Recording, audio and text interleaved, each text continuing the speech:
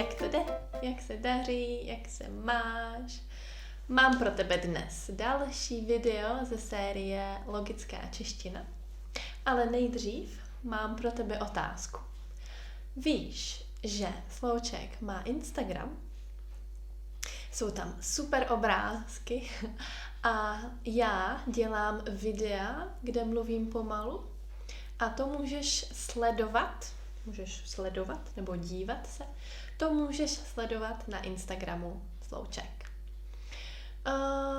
Jaká mám pro tebe dneska slova v sérii Logická čeština? Jsou to slova jako teplý, teplo, teplota, teploměr, teplovod, teplomilný a teplokrevný. Myslím, že rozumíš, takže budu mluvit asi krátkou dobu, doufám. Tak jdeme na to.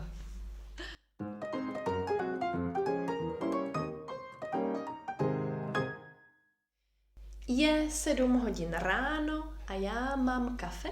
Mám teplé kafe. Moje kafe je teplé. Když je venku teplo, není zima. Venku v létě je teplo. To znamená, že je 25 stupňů Celsia. Pro mě někdy i 20 stupňů Celsia je teplo. A v zimě je zima. To je v Česku 0 stupňů, -5, -10, někdy -15 stupňů. Když je 25 stupňů, to znamená, že teplota je 25 stupňů. Nebo když jsem nemocná a do podpaží dám teploměr a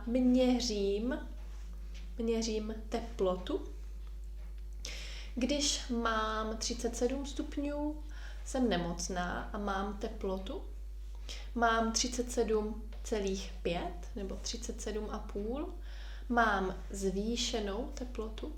Když mám vyšší teplotu, už mám horečku. 40, 41 mám horečku. Takže teploměr, který dám do podpaží, měří teplotu. A teplovod je další slovo. To je jako vodovod, ale teplovod vede teplou vodu. Je to vodovod, který má uvnitř teplou vodu. Proto teplovod. Řekni mi, máš doma teplomilné rostliny? Máš doma teplomilné květiny?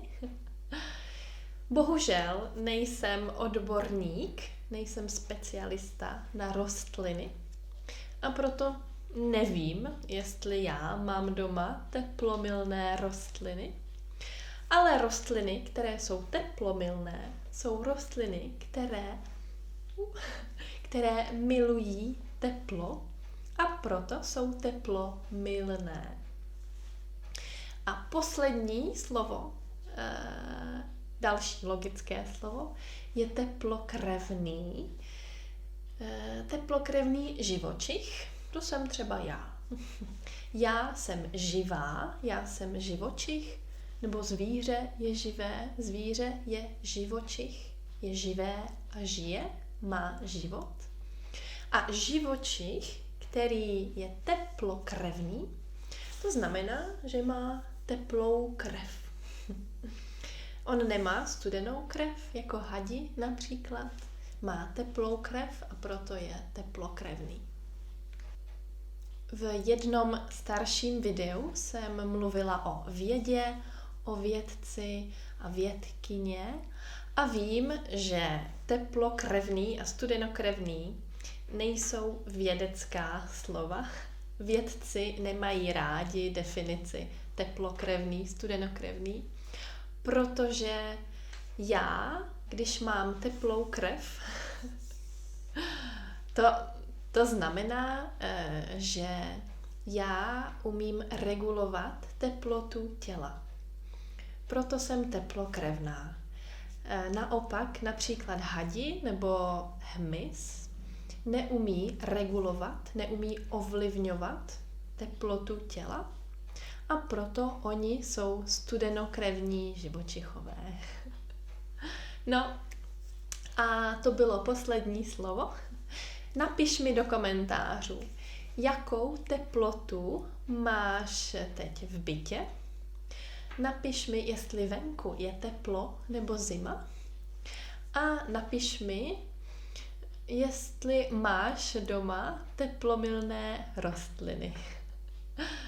A taky se nezapomeň podívat na slouček.com, www.slouček.com, kde můžeš subscribe, můžeš se podívat, kde je Patreon a kde je Instagram a na e-booky a audio e-booky a všechno. Všechny super materiály jsou na slouček.com. Tak to je všechno, měj se hezky, uč se česky a ahoj, příští týden tady na YouTube. Čau.